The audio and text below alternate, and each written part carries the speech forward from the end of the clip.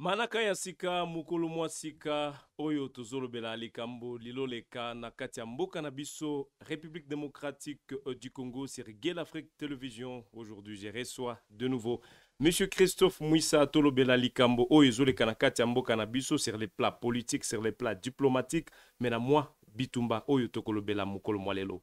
Boye elamu kolanda manaka na biso bisika bozali ndeko Christophe Mouissa mbote pe boye elamu. Mbote mopanzi sango. Boni. Voilà. Ah, mikolo ebele. Tozali ko sala résistance. Na mayenyo sezo salema na mboka na biso o etali bitumba ya est. Pe likambo etali ba situation humanitaire mais aussi complicité o ya communauté internationale tozali komona na scène ya makambo ezali koleka na mboka na biso bandeko na biso bazali ko souffrir na bakan de déplacés kasi baboyi ko sanctionner Rwanda lolenge moko bazo sanctionner Russie dans bitumbo zali koleka na Ukraine. Donc on a besoin de la injustice déjà. Bon, c'est au fait l'injustice qui est en train de caractériser la communauté internationale, l'hypocrisie, comme nous le savons toujours. Et du coup, aujourd'hui, effectivement, il y a lieu de faire éclater la vérité au grand jour pour permettre effectivement à toute l'humanité de voir comment est-ce que le Congo aujourd'hui est victime d'une ingérence politique. Et cette instabilité est non seulement endogène, mais aussi exogène. Ko découvrir vérité na bisika makambo ezoleka na kati ya mboka na biso tulobi mbote nanu na baye banso bake kolanda beto na ngonga yai bozali na diaspora bozali en République démocratique du Congo moyo na baye banso bazolanda biso eza Christophe Mouissa moko ya ba jeune moko ya ba panafricain moko ya ba congolais oyo aebisaka biso boni likambo ezotambola. Alors ici on parle de la situation diplomatique entre la RDC et le Rwanda. Ba confusion eza ebele lelo. Tomonaki ya ba ministre ya affaires étrangères oyo bafandaki lobi na Zanzibar. Makambo eza lolenge moko ba congolais bazo comprendre te. Pour précision, nini esengeli ba congolais bayekola. Alors il faut comprendre actuellement qu'il y a une forte manipulation du Rwanda, surtout la manipulation médiatique, parce qu'ils se sont précipités pour communiquer autour de cette assise qui devrait être discrète entre les deux pays en conflit aujourd'hui, parce qu'il faut dire que à travers des différentes démarches diplomatiques, nous pouvons conclure que les M23 n'existent pas. C'est le Rwanda qui joue directement les boucliers pour essayer un peu de justifier son agression en République démocratique du Congo. Et comme vous le savez, nous sommes un pays respectueux des textes, mais aussi des traités et des accords internationaux, et voir déjà de telles images fuitées en précipitation du Rwanda, et vous verrez que sur le plan de la communication, de part et d'autre, on ne parle pas du même langage. De l'autre côté, le Rwanda parle de l'ouverture déjà des dialogues de manière officielle, mais de l'autre côté, les Congolais, effectivement, nos institutions communiquent en termes de préalables pour ouvrir éventuellement les négociations. Et à ce niveau-là, c'est là où il y a beaucoup de confusion, mais nous précisons ici que cette rencontre a été organisée justement à la veille de l'annonce de la trêve humanitaire qui devrait prendre 15 jours, mais aussi cela entre dans la ligne logique du cessez-le-feu qui avait été signé depuis la feuille de route de Luanda en 2022. Donc, pour ne pas effectivement se mettre trop de confusion, il faut préciser que cela rentre dans des rencontres de Parce qu'il y a déjà des confusions. Il y a effectivement des confusions, mais cela rentre effectivement dans la ligne logique des concertations qui se font entre les pays en conflit, parce que nous devons les préciser que cette trêve humanitaire aujourd'hui va permettre de donner une nouvelle chance aux processus diplomatique, et si cela pourrait échouer, effectivement, je pense que non seulement ça pourrait être une honte pour les facilitateurs, mais aussi pour les belligérants en face, parce que ce sont nos compatriotes, les populations civiles qui sont victimes, qui ne connaissent presque rien de cette guerre, qui pourraient être encore davantage des victimes. Vous savez que nous sommes aujourd'hui la province où il y a le plus grand nombre de déplacés internes, et par manque effectivement d'accès aux aides et à l'assistance humanitaire, les États-Unis effectivement avec son droit de veto, ils ont pesé de tous leurs poids pour essayer un peu de convaincre avec cette trêve humanitaire pour permettre effectivement aux déplacés d'avoir accès à des aides humanitaires, mais également de faire appel à ces belligérants, notamment le Congo et le Rwanda, pour essayer un peu de chercher tant soit peu de faire un arrangement pour trouver de manière pacifique la solution à ces problèmes qui a longtemps duré, ça fait près de 3 ans, et les rebelles qui a violé tous les accords précédemment signés, notamment à Luanda, à Nairobi, au Bujumbura. Et du coup, il a prouvé toute sa mauvaise foi, malgré tout ce que les Congolais ont pu faire en termes de concessions. Mais nous avons vu que les M23, le Rwanda, effectivement, a tout violé jusqu'à conquérir encore de nouveaux espaces, alors que nous étions tous dans la logique où il fallait signer les cessez-le-feu et les respecter, en fait de donner la chance au processus diplomatique, ce qui n'est pas le cas aujourd'hui, mais on vient d'en revenir à Zanzibar et nous pensons que cela pourrait effectivement produire des fruits. Déjà, CG, le Rwanda s'est précipité, comme vient de le déclarer lors de votre intervention. Pourquoi le Rwanda s'est précipité? Ils savent effectivement de quoi ils se reprochent, pourquoi les différents rapports des Nations Unies, des différents rapports des experts des guerres ont déjà prouvé que c'est le Rwanda effectivement qui est derrière les M23, avec aujourd'hui la logistique militaire du M23 des dernières générations qu'on peut trouver que avec les États, c'est difficile pour une petite rébellion prétendument congolaise, comme celle du M23, de se procurer de telles armes, mais aussi, il y a aussi des velléités expansionnistes du Rwanda, effectivement, en quête non seulement des espaces, des territoires géographiques pour transplanter leur peuple, mais il y a de l'autre côté les soucis de pillage systématique des minéraux, comme nous le savons tous que le Rwanda est en train de vendre une belle image au niveau international, disant qu'il est le pays producteur de coltan et d'autres matières ou des ressources naturelles précieuses, alors que c'est très faux. L'Union européenne qui connaît effectivement la réalité autour de cette question, mais nous avons suivi et salué qu'il y a l'arrêt effectivement des financements de l'Union européenne au Rwanda, et ça prouve à suffisance que si les plans diplomatiques, nous continuons à bousculer et nous aimerions que nos institutions s'appuient toujours sur cette lancée-là, et ça pourrait effectivement permettre à ce que le Congo sort gagnant, non seulement sur les plans militaires, mais aussi sur les plans diplomatiques. Est-ce qu'aujourd'hui, on peut dire, M. Christophe Mouissa, que la RDC est en train de chercher à négocier avec le Rwanda, mais d'une manière dans les coulisses? Non, vous savez que nous faisons partie des organisations sous-régionales et même les organisations internationales, et nous sommes également liés à d'autres pays. Du coup, les conflits qui pourraient éclater en République démocratique du Congo, non seulement aura des conséquences sur les Congolais, mais aussi ça aura des conséquences sur les autres États. Et du coup, lorsque vous vous retrouvez dans une telle ou dans de telles organisations, en tout cas, ils font tout pour privilégier les dialogues et les négociations, en fait de ne pas aboutir à des violences. Parce que lorsqu'il y a la guerre, effectivement, il y a beaucoup de conséquences d'ordre politique, économique, social et que sais-je encore. Et au nom de la sécurité collective des États, en tout cas, ils se donnent à fond pour essayer un peu de limiter les chances d'avoir les offensives militaires pour permettre effectivement aux belligérants de s'entendre, en fait de trouver une solution pacifique. Ce n'est pas une question d'être faible, mais c'est une question de stratégie aussi, parce que comme vous le savez, que la guerre se fait dans plusieurs dimensions, dans plusieurs aspects. Il y a les aspects diplomatiques dont je venais d'exposer ici, mais cela dépend effectivement des négociateurs, de la bonne foi et de l'agenda qui est mis sur la table. Il y a de l'autre côté l'aspect militaire. Et tous ces aspects peuvent être soit cumulatifs, soit distinctifs. C'est comme par exemple la Russie. Et ils vous disent talk and fight, c'est-à-dire pour eux, ils peuvent négocier tout en combattant. Ce n'est pas le cas peut-être pour notre côté, où nous disons donnons la chance à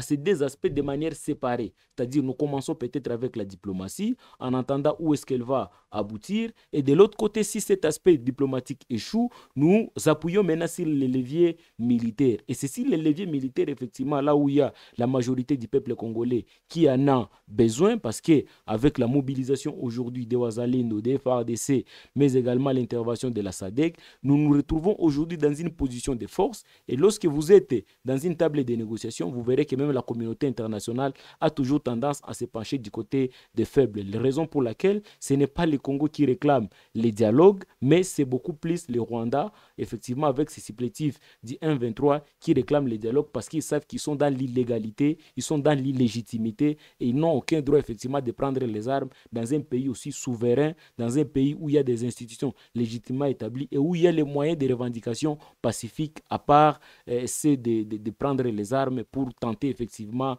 de ôter la vie aux individus et de prendre le pouvoir par les armes après avoir versé le sang. La communauté internationale qu'on vient de déclarer se penche du côté du Rwanda parce que ça semble que le Rwanda est le plus fragilisé, voulais-je dire ainsi, dans cette affaire. Et il y a d'autres aujourd'hui qui estiment que la communauté internationale serait parmi les bailleurs de fonds dans la guerre dans l'est du pays.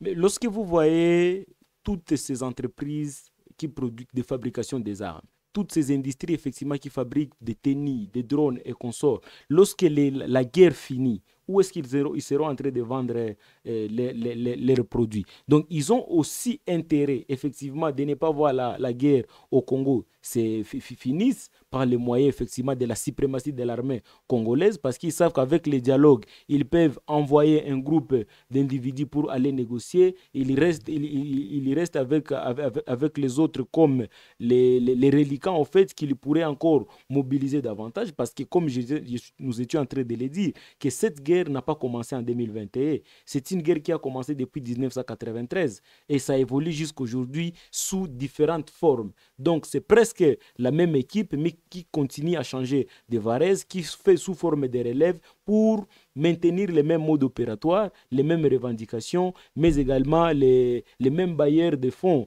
qu'on peut dire de manière indirecte, les multinationales.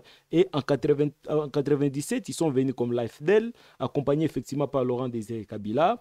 En 2003, déjà une année après, en 1998, ils ont créé les RCD, jusqu'à ce que nous sommes partis à Sun City pour faire des concessions effectivement et de mettre fin à cette crise sécuritaire qui secouait la République démocratique du Congo, mais directement au réveillon de la signature de l'accord global et inclusif de Sun City, ils ont encore déclenché un autre mouvement rebelle dans les sites Kivu avec Gilles Mouteboutsi et Laurent Kunda, et ils jusqu'à aller vouloir tenter d'occuper la ville de Bukavu par cette forte mobilisation de résistance de la population congolaise de partout en République démocratique du Congo à l'époque et la prouesse des FARDC avec le général Boudjamabe, on a réussi à les déloger dans la ville de Bukavu. Ils se sont encore transformés, se métamorphosés au fait en 2007-2008 pour créer ce qu'ils ont appelé les CNDP. Parce que les CNDP étaient déjà créés en 2004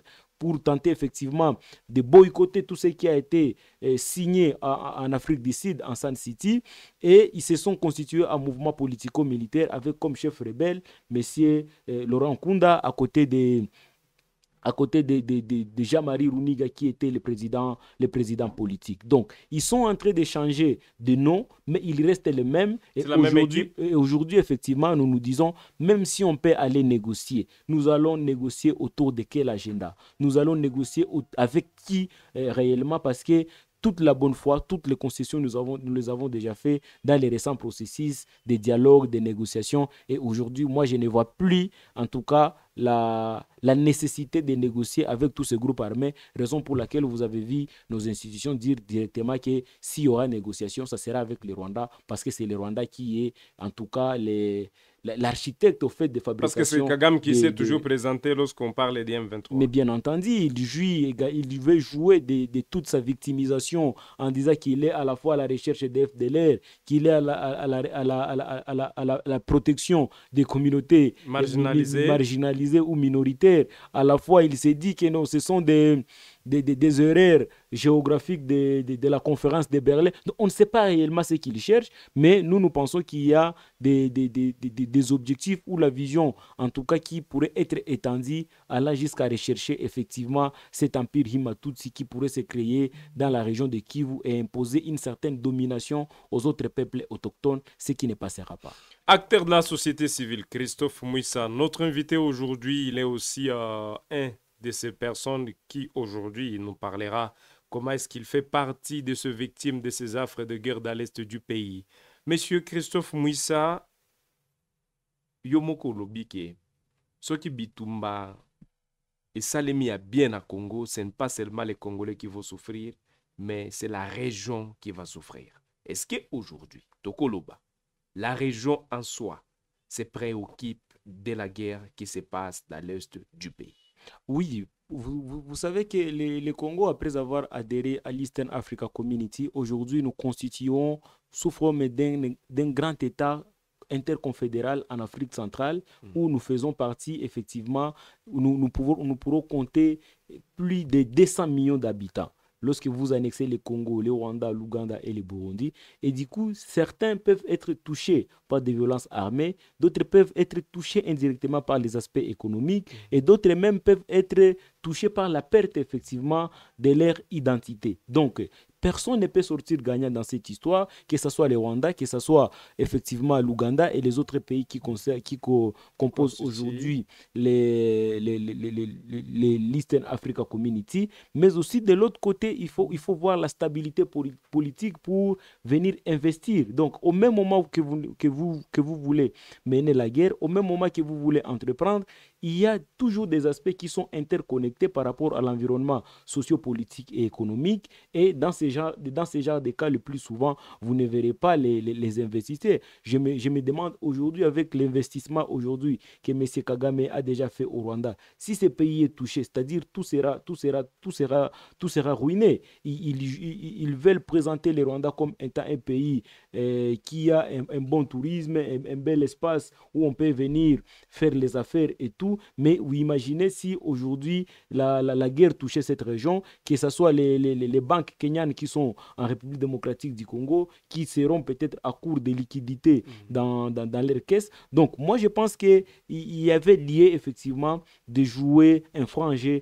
dans cette guerre. Et le Congo, nous représentons aujourd'hui une position hautement stratégique dans la sous-région, que ce soit en Afrique centrale comme dans l'Eastern Africa Community, mais nous remarquons malheureusement la mauvaise foi et l'hypocrisie de tous ces États-là. Et nous nous retrouvons seuls contre tous, oubliant effectivement que la crise qui peut toucher la RDC peut également avoir des conséquences si les autres États, ceux qui ne comprennent pas, parce qu'ils avaient déjà l'habitude depuis la nuit des temps de penser que les Congolais resteraient naïfs, les Congolais ne réclameront pas leurs droits et les Congolais ne feront peut-être pas face à cette communauté internationale qui aujourd'hui veut contraindre les Congolais à vivre dans l'esclavagisme. Et aujourd'hui, avec la nouvelle génération, nous avons déjà compris tous ces jeux-là et nous nous disons, s'il y aura ce qui pourrait arriver, nous sommes prêts afin que nous puissions assurer notre intégrité territoriale, notre souveraineté, et plus question de pouvoir négocier notre avenir,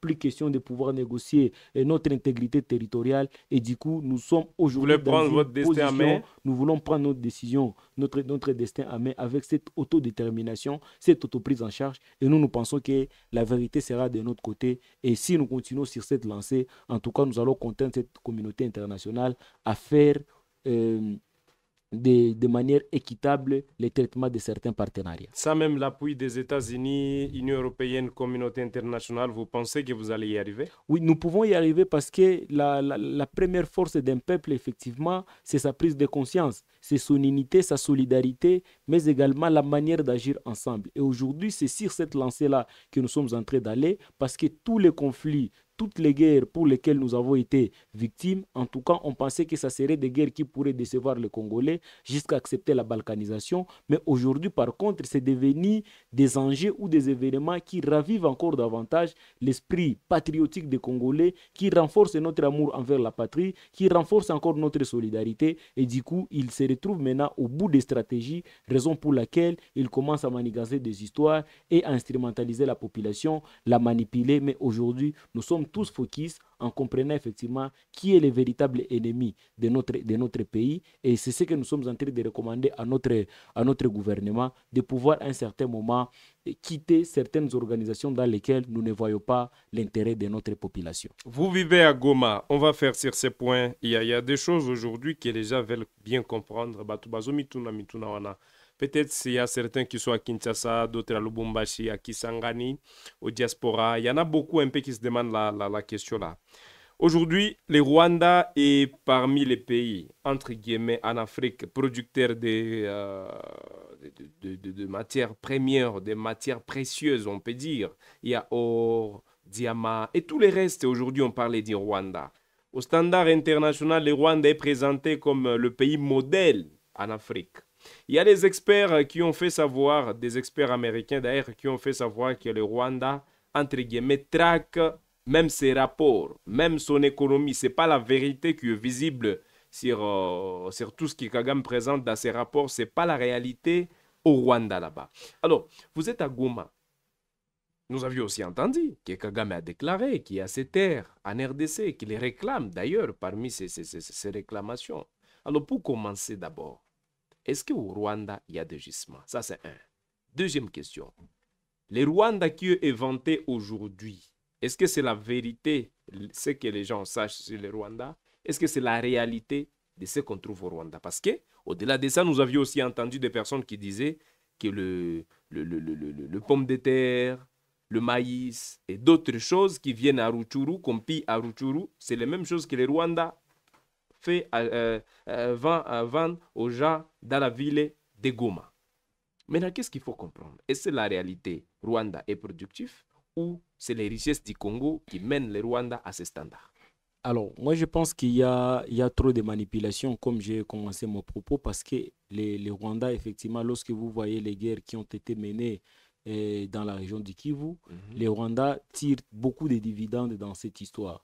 Pourquoi je l'ai dit? Parce que vous verrez que même pendant la guerre du 1-23, ils ont toujours ces velléités expansionnistes vers des zones qui sont beaucoup plus minières et productives. L'Ouganda, quant à lui, effectivement, qui est dans la région de Beni, en train d'exploiter le cacao avec les UPDF, à travers les ADF. Vous êtes au niveau des Rutshuru, où ils étaient en train d'exploiter le bois. Vous avez suivi en tant que journaliste d'investigation et de recherche, comment est-ce qu'ils étaient en train d'exploiter le bois dans les territoires de Rutshuru, et c'est un peu de baliser les chemins où seront en train de passer leurs camions, effectivement, qui seraient en train de découler les produits. Donc vous comprenez que ce sont des pays qui ne vivent que comme des parasites. Et le Rwanda, quant à lui, sa spécialité, au fait, c'est celle de jouer à l'apparence. C'est un pays qui, non seulement se victimise, mais il joue aussi avec l'apparence. Parce que lorsque vous arrivez au Rwanda, à part la ville de Kigali et quelques petites cités, notamment Ruhengeri et Gisenyi, mais lorsque vous percez dans les fins forêts, vous trouvez comment est-ce que les gens souffrent extrêmement. Au Rwanda? Au Rwanda, effectivement. Lorsque vous entrez dans des prisons, mais ce sont des mouroirs, les gens meurent en prison. Lorsque vous prenez même le pouvoir d'achat des Rwandais aujourd'hui, il vous arrive des fois qu'il y a certains Rwandais qui m'avaient témoigné en me disant qu'il arrive des fois qu'on ponctionne de l'argent dans leur compte sans qu'ils le sachent. Et lorsqu'ils viennent réclamer, on leur dit que non, on a ponctionné cet argent pour des raisons de sûreté de l'État. Donc vous comprenez qu'au Rwanda, les gens souffrent en silence, mais comme c'est un pays effectivement maquillé d'une dictature atroce, les gens ont du mal à parler. Du coup, les autres d'ailleurs vont plus loin en disant que le Rwanda, c'est une prison à ciel ouvert où les gens sont privés de toute leur liberté d'expression, de pensée, et ils n'obéissent qu'à un seul mot d'ordre, celui de Kagame. Et moi, je pense qu'on ne peut pas gérer un pays avec beaucoup d'hypocrisie. Un jour ou l'autre, la vérité finira par éclater. Vous avez suivi effectivement les différentes tueries ou des assassinats des artistes, des opposants. Et cela a été coulé d'ailleurs dans un rapport qui avait été publié il y a plus ou moins un mois, où des journalistes rwandais, effectivement, ont produit un rapport attestant réellement comment est-ce que le Rwanda est un pays manipulateur, appuyé par la communauté internationale, les États-Unis et d'autres pays. Et aujourd'hui, effectivement, moi je pense qu'avec de tels rapports, bientôt il y aura l'élection au Rwanda. Vous ne savez même pas aujourd'hui qui est l'opposant de Kagame. Parce que dans tout ce que nous sommes en train de voir et de lire dans les médias sociaux, c'est justement la campagne du Rwanda. Et là, vous n'appellerez pas un tel pays un pays modèle ou un pays démocratique. Kagame, ça fait 30 ans qu'il est au pouvoir. C'est-à-dire, dans son pays, il est aimé jusqu'à être élu à plus de 90%. Ça, c'est devenu quelle sorte d'élection? Déjà 23 ans qu'il a la tête du Rwanda. Déjà 23 ans aujourd'hui. Est-ce qu'on peut dire qu'il est aimé? Non, 26 ans. C'est une grande question que les gens se 26 ans qu'il est à la tête du Rwanda. D'ailleurs, moi, je dirais que c'est 30 ans parce qu'en 1994, lorsqu'ils prennent le pouvoir au Rwanda, il a utilisé le général Bizimungu et lui, il est devenu le chef d'état-major général, alors qu'en réalité, c'est lui qui a été en train de diriger le pays. Et en 2000, il a pris effectivement la reine du pays. Jusqu'à aujourd'hui, il est toujours président. Donc, quelles leçons, il est tellement aimé au Rwanda. quelles leçons de diplomatie on peut tirer de quelqu'un qui a fait déjà 30 ans au pouvoir et du coup, je m'étonne de voir maintenant les pays occidentaux, notamment ceux de l'OTAN, qui clament haut et fort le respect des droits de l'homme, le respect de la démocratie, la liberté d'expression et consort, maintenir quelqu'un qui a déjà plus de 30, qui a déjà fait déjà plus de 25 ans au pouvoir et le présenter aujourd'hui comme modèle. Donc, autant que nous pourrons crier effectivement sur la communauté internationale et sur le Rwanda, autant que nous, Congolais aussi, nous devons prendre conscience et voir comment est-ce que nous pouvons fragiliser maintenant le pouvoir de Kagame, parce qu'il joue beaucoup de manipulations, beaucoup de gens souffrent, et nous, avec les Rwandais effectivement marginalisés, nous devions faire un front commun pour voir comment nous pouvons nous débarrasser de Kagame, qui fait partie effectivement des pommes de discorde, de plusieurs conflits dans la sous-région des Grands Lacs. Revenons sur les aspects économiques, où Aruchuru aujourd'hui occupé près de 3 ans. Qu'est-ce qu'ils font? On dit que non, il y a des maïs qui proviennent du Rwanda, il y a des maïs, des pommes de terre qui proviendraient du Rwanda. Non, il y a une forte coopération avec les M23 et qui occupe effectivement cet espace à travers le Rwanda, où nos femmes, nos mamans, effectivement, qui sont en captivité dans les territoires de Rutshuru et de Massissi, produisent ces produits-là agricoles, et du coup ça transite vers Bunagana pour aller se retrouver au Rwanda, et maintenant on les fait passer à la grande ou à la petite barrière pour venir encore nourrir des Congolais à un prix exorbitant. Et il y a d'autres effectivement qui proviennent de la Tanzanie et du Kenya, c'est-à-dire le Rwanda qui n'a pas la capacité de nourrir ses propres fils. Comment est-ce qu'ils vont nourrir les Congolais? Donc ils sont en train d'utiliser ces manœuvres-là pour appauvrir davantage les peuples congolais qui vivent dans des zones occupées, parce que vous verrez que dans ces zones-là, ils sont en train de vendre pour faire souffrir nos compatriotes un sac de maïs entre 7 et 10 dollars. Vous imaginez cette maman-là qui vendait pendant que le gouvernement occupait cette zone un sac à plus de 30 dollars. Aujourd'hui, on le soumet à le vendre à 10 dollars ou à moins de 10 dollars. Vous comprenez comment est-ce qu'ils font souffrir de manière tacite. Ils imposent même les prix. Les mêmes prix, effectivement, à nos populations. Cette maman, comment est-ce que, ou quand est-ce qu'elle aura, par exemple, un profit de 1000 dollars avec le prix des sacs à 7 ou à 10 dollars?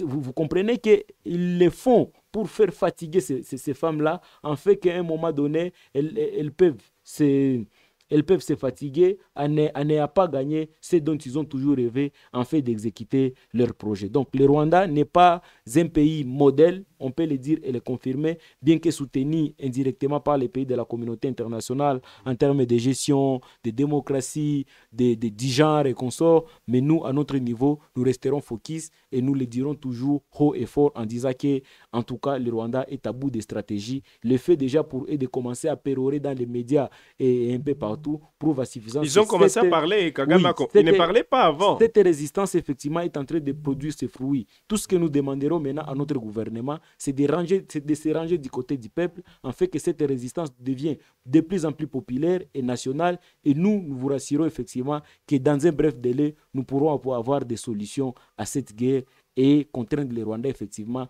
à ne pas continuer à trafiquer de l'influence au niveau international. Donc ce que les Congolais doivent retenir aujourd'hui est que le Rwanda n'est pas ce qu'on nous présente au niveau international, au niveau national, au niveau de l'Afrique. Il y a une différence entre les Rwanda dont vous connaissez et les Rwanda, parce qu'il y a des gens qui souffrent là-bas. Et ça n'a pas tout, bazo kurpir, bazo kufa, donc bazo kata mbongo na bango. Christophe Musa tiki kwebisa biso ke ozana compte bancaire na yo bakati mbongo sans que oyeba oye kotala boye mbongo ici kata mi okosala gouvernement nini akosala ezate. Donc eza misère na misère. Vous aviez évoqué aussi la question de l'Ouganda. Je rappelle ici un peu, c'est pourquoi tu ilingara tuzoyo, parce que yo au moins opesa kabiso ba détail ya makambo o ezoleka. Aujourd'hui, on n'arrive pas à comprendre. Toyoka kina toile ke Congo esali commande ya ba auto blindé na Ouganda. Waneza ya yambo. Ouganda, ça fait plus de 3 ans qu'il y a une coopération militaire entre la RDC et l'Ouganda. Opération Ushuja, na kanisi bien, yebi angoza moko bactéria société civile na kati ya province à Nord Kivu. Bazo continuer ko buma batu. Misho wana ezaki na tokolo balelo misho wana ezaki na objectif nini? Est-ce que objectif na ngo esimbaki lelo évaluation za ndenge nini? Yozo monango ndenge nini? Alors, il faut... Et au-delà de ça, pardon, au-delà de ça, au accusé Ouganda Keno, Bazo, exploiter Bazo le bois, Iba. oui. Toko Zongo na Sanswana, Bazo Oui. Iba. Oui, ils sont en train de Cacao, Bazo Iba. oui, c'est le pillage en fait, des Banzete, ressources naturelles. Nakatia, RDC. Mm. Parce que, au Bakongol Bazo comprendre, nini esengeli ba yeba.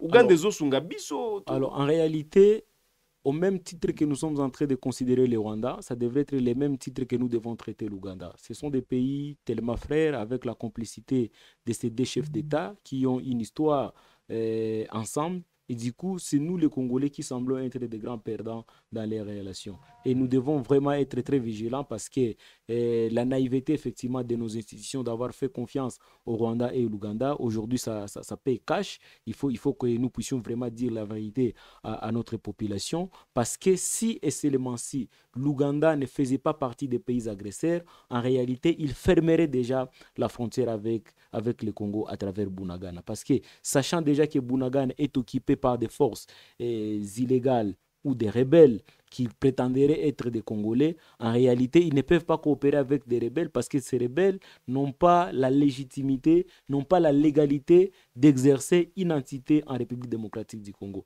Mais disons-nous la vérité. Est-ce que depuis que la guerre a commencé, vous avez déjà suivi l'Ouganda qui dit que nous ne pourrons plus laisser les trafics frontaliers, les transits frontaliers entre le Rwanda, entre notre pays, l'Ouganda, et le Congo, parce que la frontière qui nous, effectivement, nous sépare avec le Congo est occupée par les rebelles. Ça, c'est le premier élément. Le deuxième élément, c'est que l'Ouganda, malgré la coopération Oussoudia que nous avions signée avec eux en 2021, l'Ouganda, effectivement, n'a jamais fait preuve d'une très bonne volonté pour nous ramener la paix et la sécurité. Au même moment que nous étions avec eux dans cette opération Oussoudia pour combattre les ADF dans le Grand Nord, au même moment, ils ont facilité la prise de Bunagana en passant effectivement par le territoire ougandais pour prendre effectivement la cité frontalière de Bunagana. C'est l'Ouganda qui a facilité ça. Lorsque les réfugiés... L'entrée des rebelles à Bunagana? Oui, déjà en novembre 2021, c'est l'Ouganda qui a facilité les 1-23, a encerclé même les positions des FARDC parce que à la frontière de Tchanzu et Runyoni, entre le Congo et le Rwanda, il y avait une forte résistance où les Rwandais ne pouvaient pas passer. C'est ainsi qu'ils se sont servis de la frontière ougando-rwandaise pour entrer en République démocratique du Congo. C'était aussi des cas de haute trahison, effectivement, qui devraient être dénoncés par nos institutions de la République démocratique du Congo. Cela n'avait pas été fait. Lorsque vous revenez dans le Grand Nord, ils sont dans une stratégie aussi de manipulation pour se faire aimer par la population et faire montrer à cette population que l'ennemi, effectivement, que son ennemi, ce sont les FARDC et non les ADF, et tout en, effectivement, en exploitant les cacao parce que c'est une zone très riche en production de cacao et nous nous posons la question, est-ce que vraiment ce sont des coopérations gagnant-gagnant? Pour revenir effectivement en 2013, où nous avions signé l'accord cadre d'Addis Abeba, où il y a même des engagements qui s'en est sortis en disant aucun pays ne peut régorger les rebelles qui s'attaqueraient à un autre pays, membre de la CIRGL ou membre effectivement de l'Eastern Africa Community. Mais aujourd'hui, où sont les dépôts d'armement du M23? Nous voyons même, lorsqu'on traque effectivement des militaires rwandais au front, ils ont parfois des cartes immatriculées du Rwanda, ils ont des passades sur leur tenue du Rwanda, et du coup, la violation même de cet accord cadre d'Addis Abeba est déjà conclue. Donc, à notre niveau, en tant qu'État, nous devions à ce moment ici nous retirer de toutes ces organisations dans lesquelles nous appartenons avec le Rwanda et l'Ouganda, rompre des relations diplomatiques, économiques et politiques avec ces pays-là, et pourquoi pas effectivement suspendre notre participation à des différentes activités du Conseil de sécurité des Nations Unies. C'est à ce niveau-là qu'on voit aussi la colère d'un pays. Mais si nous n'arrivons pas à faire ça, effectivement, la population sera en train de constater comme si nous étions en train d'amuser la galerie, parce que le Rwanda, qui fait partie des pays agresseurs, aujourd'hui, il n'est pas cité par aucune autorité officielle, et nous tous, nous nous bornons vers le Rwanda, alors que le Rwanda, l'Ouganda et même le Kenya, sur le plan économique et stratégique, ce sont des pays qui sont en train de nous poignarder dans les dos. Qu'est-ce qui bloque la République démocratique du Congo, les autorités congolaises aujourd'hui à prendre ce genre de décisions? Moi, je pense que parfois c'est justifié parce qu'aujourd'hui, nous ne pouvons pas non plus lancer le front sur toutes les lignes, à la fois avec le Rwanda et à la fois avec l'Ouganda. Mais moi, je pense que le minimum des choses à faire serait de prendre des mesures conservatoires vis-à-vis du Rwanda, vis-à-vis de l'Ouganda, au moment où nous sommes en train de nous concentrer sur la guerre avec le Rwanda. Parce que laisser cette léthargie aux yeux de la population congolaise, ça frise de la complicité, ça frise effectivement d'une certaine naïveté même de nos autorités. Et moi, je pense qu'aujourd'hui, nous ne sommes plus à l'ère de se faire des cadeaux, à l'ère de l'hypocrisie. Il faut identifier l'ennemi tel qu'il est et le traiter de la même manière. République démocratique du Congo. Masolo ezo continue makambo ezo kende liboso tozo mituna wapi RDC ezali sur le front diplomatique, wapi RDC ezali sur le front militaire, wapi RDC ezali. Qu'est-ce qui bloque aujourd'hui pour que RDC PA ezo akaba sanction, ezo akaba décision oyo et qu'on pèse sur le plan au niveau international et que eza bangonde baya ko sala recours et pas ya RDC. Alors c'est d'ailleurs une question toujours qu'il y a Malembe, donc Malembe vraiment. RDC, les lois situé wapi sur le plan diplomatique. Wapi Togo situé yango. Alors, il faut dire de manière très claire que les pays sur le plan diplomatique, après nos analyses, mais également certaines de nos recherches, nous trouvons que nous sommes dans une position plus ou moins stable sur le plan diplomatique. Plus ou moins stable. Plus ou moins stable, il faut le dire ainsi, surtout par rapport à la guerre. Parce qu'au moins, nous avons réussi à faire des préalables avant toute négociation. Et parmi ces préalables, effectivement, c'est de recommander à l'armée rwandaise, avec ses supplétifs du M23, de se retirer de toutes les zones aujourd'hui occupées avant toute tentative de dialogue. Ça, c'est la première des choses. Deuxièmement, c'est que nous avons tracer effectivement des limites en disant que aucune question de souveraineté nationale devrait être évoquée dans un dialogue ou devrait être mise sur la table. Pourquoi? Parce que les questions d'intégrité territoriale, des questions de souveraineté ne peuvent jamais faire l'objet d'un quelconque dialogue. Il y a aussi un autre élément, celui de ne pas reconnaître effectivement le M23 comme un mouvement politique qui devra partir de la vie politique de notre pays. Donc, qu'ils fassent tout ce qu'ils pourront, mais on ne commettra plus d'erreurs comme celle que nous avons fait à l'époque en reconnaissant, après les dialogues de Sun City, le RCD qui est devenu un parti politique, le CNDP devenu un parti politique, depuis de tous les massacres qu'ils avaient déjà commis. Et en tout cas, actuellement, nous nous disons que le gouvernement devra aussi inclure cela dans son agenda pour dire que malgré les dialogues, malgré tout ce qui pourrait être discuté, en tout cas, le M23 ne sera jamais reconnu comme un parti politique dans notre pays et tous ses membres, effectivement, ne seront jamais intégrés, qu'ils soient dans l'armée, qu'ils soient dans la police ou encore dans l'administration. Pourquoi nous le disons? Il n'y aura pas d'intégration cette fois-ci. Oui, parce qu'avec leurs anciennes pratiques où ils pensaient que prendre les armes, vous serez amnistié, vous pourriez bénéficier de grâces présidentielles, vous pourriez également bénéficier d'un traitement spécial parce que vous revenez de l'armée avec, par exemple, un grade de colonel autoproclamé, et du coup dans l'armée on vous reconnaît avec les mêmes grades, alors qu'il y a des militaires qui ont déjà souffert, qui ont été recrutés mais qui n'ont jamais atteint ces grades-là. Donc tout cela nous sommes en train de refuser et moi je pense que notre gouvernement pourra effectivement insister sur cette question-là. Pourquoi nous le disons? Parce qu'il y a déjà des mécanismes qui règlent cette question. Et ces dialogues, effectivement, ces assises de Zanzibar, moi je pense que c'est une bonne occasion pour les M23 de se ressaisir et de se rendre. Pourquoi? Parce qu'après cette étape, non seulement ça sera une honte pour les négociateurs de ces assises, mais aussi ça sera un échec effectivement total du M23 parce que ce qui pourrait intervenir après tous ces échecs diplomatiques, en tout cas, ça sera justement l'option militaire. Nous savons que nous avons déjà souffert, nos compatriotes sont dans des cas de déplacés, mais nous allons user de toute notre résistance pour s'allier du côté des FARDC, en fait de gagner cette guerre sur le plan militaire. Et c'est de là que reviendra effectivement le respect des Congolais dans la sous-région. Parce que si nous négocions la paix, c'est-à-dire les autres encore tenteront de nous faire la guerre, nous serons encore un jour obligés de négocier la paix. Donc aujourd'hui, nous sommes dans une logique où nous devons imposer la paix et non la négocier. Kozaba oyo bazolanda biso depuis Tikapa tolobi matondo mingi na baye banso bozali na kati ya République démocratique du Congo boza ebele balingi bayoka yo sikoyo. Le temps qu'on s'est en train de finir, il nous reste quelques minutes pour prendre fin de cette émission. Balingi bayoka yo. Le président Tshisekedi a obligé que pour qu'il akutana na Kagame esengeli Kagame a longola nanu basipletif naye armée naye na kati ya mboka Congo. Kalamingi te toyoki facilitateur na bango Joao Lorenzo, le président ya Angola oya lobi que azo sala pour que les deux présidents bakutana. Trêve États-Unis et bendi trêve lobi esengeli trêve ezala respecter si bandi kutu tozoyoka que M23 betana ki na wazalendo ya ise si ya ise la mais trêve ezali FRDC bazo bundate lelo soki eyokami que les deux présidents bafandi. Tshisekedi alapa alobana eki akofanda jamais na Kagame aussi longtemps il y a encore les RDF sur le sol congolais. Est-ce que Kosale maba fanda le temps que les rebelles sont encore là? Waneza mutuna ayambo. Mutuna mibale. Lelo soki to lobby na Rwanda to sali dialogue. Ba dialogue salema ebele. Jusqu'aujourd'hui plusieurs Congolais estiment qu'il n'y a pas de réponse face à ce dialogue.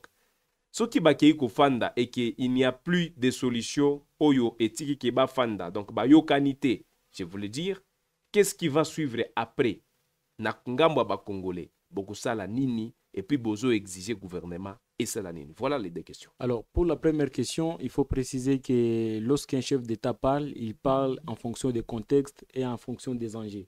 Donc ces enjeux à cette époque-là peut-être ne permettaient pas au président Tshisekedi effectivement de se voir avec le président Kagame. Mais au vu de la gravité de la crise dans la sous-région, en tout cas, on pourrait toujours faire appel à la sagesse pour que ces deux présidents se rencontrent parce que c'est des vies humaines qu'il s'agit et on ne peut pas se radicaliser ou être extrémiste vis-à-vis de la misère de votre population. Mais cela effectivement doit respecter un certain nombre de préalables que le président Tshisekedi a déjà mis sur la table. Donc, il n'y aura pas effectivement des dialogues ou des rencontres sans qu'il y ait retrait immédiat des troupes rwandaises sur le sol congolais. Il faut le dire clairement à Joao Lorenzo en disant que le Congo en tant que pays souverain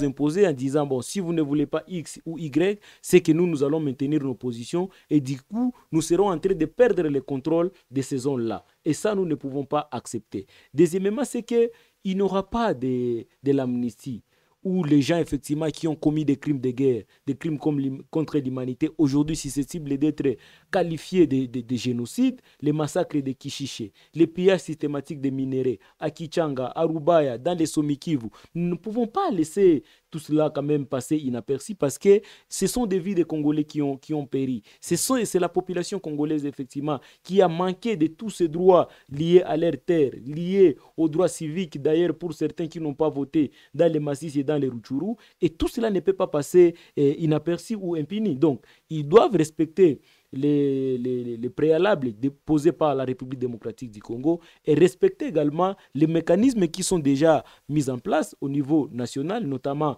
les programmes de démobilisation, désarmement, réinsertion sociale. Pour effectivement se retrouver dans ces mécanismes-là, on doit effectivement trier qui sont effectivement auteurs de certains crimes de guerre, ils doivent répondre à la justice. Et ceux-là qui voudraient être relaxés pour entrer dans recyclés pour entrer dans l'armée, ils vont le faire. Et ceux-là qui veulent retourner dans la vie civile, ils vont rejoindre la vie civile. C'était d'ailleurs l'idée, effectivement, derrière le précantonnement de Rumangabo et le cantonnement de Kindu. Mais malheureusement, toutes ces occasions, les M23 les a sabotés et nous ne voyons pas quelle autre preuve de bonne volonté le gouvernement peut faire face à cette guerre. Donc, s'ils veulent nous imposer l'agenda, en tout cas, c'est de là que je vais répondre à votre deuxième question. Si le processus démocratique, diplomatique aujourd'hui ne parvient pas à refuser, à réussir, c'est-à-dire chaque Congolais doit retrousser ses manches, se mettre derrière les FARDC et nous battre une bonne fois pour toutes en fait d'imposer cette paix que nous avons l'État recherché. Donc, que les Congolais sachent aujourd'hui que si une fois les deux présidents de ces deux nations se mettent ensemble et qu'il n'y ait pas une réponse à l'issue de leur rencontre, Bitumba et Bandi, il y a Mbalaoyo. En tout cas, ça sera la seule voie qui nous resterait parce que vous avez les États-Unis qui ont... Encore que Kagame a déclaré qu'il n'a pas peur de faire la guerre contre la Tout comme nous RDC. n'avons pas peur de faire la guerre au Rwanda. Et les blagues qu'ils avaient manifestées depuis 30 ans, moi je pense qu'ils sont maintenant à bout parce qu'aujourd'hui les Congolais, au vu de toute l'humiliation que nous avons observée pendant les récentes guerres qui se sont succédées, aujourd'hui nous sommes plus que jamais déterminés et être prêts en disant s'il s'agira de mourir pour ce pays, il faut qu'on le fasse. Mais pourvu que les générations qui viendront soient des générations qui vivront en paix, soit des générations libres, effectivement, qui seront dignes d'être appelées les fils et les filles du Congo. Alors, on va finir par un message aujourd'hui à la population congolaise, à ces Congolais vivant à la diaspora, à ces Congolais vivant en République démocratique du Congo, à l'ensemble. Qu'est-ce que vous leur dites aujourd'hui? Bon, c'est que je vais... Quelques jours avant que ces deux présidents se rencontrent, alors qu'est-ce que vous dites aux Congolais? Vous les appelez à faire quoi? C'est quoi Donc, les messages? moi, mon appel reste le seul.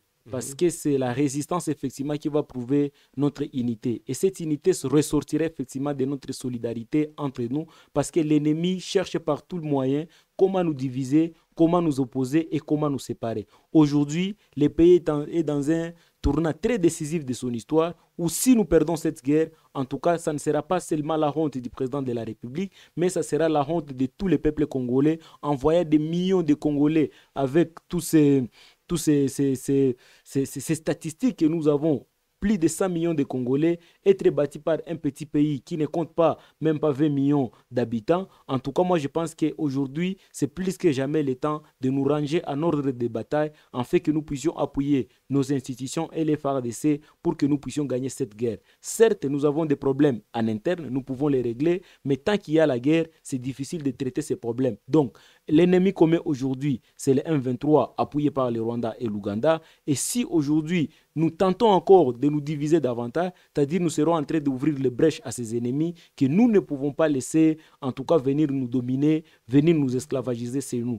Au même moment, nous faisons appel à nos autorités de ne pas jouer les doubles jeux, de pouvoir jouer à l'hypocrisie d'une part au niveau de la communauté internationale et de l'autre côté manipuler la population. Nous devons parler un même langage pour cette fois-ci parce que ces pays nous appartiennent à nous tous et aucun des problèmes qui peut toucher ces pays pourrait être exclu à une catégorie d'individus. Mobilisons-nous tous davantage pour que nous puissions décrocher cette victoire longtemps entendue par le peuple congolais et que nos compatriotes qui vivent dans des cas de déplacés rentrent chez eux dignement et que nous puissions restaurer l'autorité de l'État sur toute l'étendue du territoire national. Merci beaucoup, Messieurs Mouissa, mesdames et messieurs. C'est la fin de cette émission sur Gay Afrique Télévision. Vous étiez nombreux en train de nous suivre et nous vous disons merci de votre fidélité, messieurs. Christophe Mouissa, merci encore une fois d'avoir répondu à notre invitation. Et ça nous fait du bien, on vous dit merci encore pour ça. C'est moi qui vous remercie. Je remercie le grand travail que vous abattez et à l'ensemble de toute l'équipe technique qui est derrière. Bon début de semaine à vous, mesdames et messieurs. On se fixe un nouveau rendez-vous. J'étais de Youssoufou Kibingila David à cette présentation. On se revoit juste après pour d'autres actualités. Merci.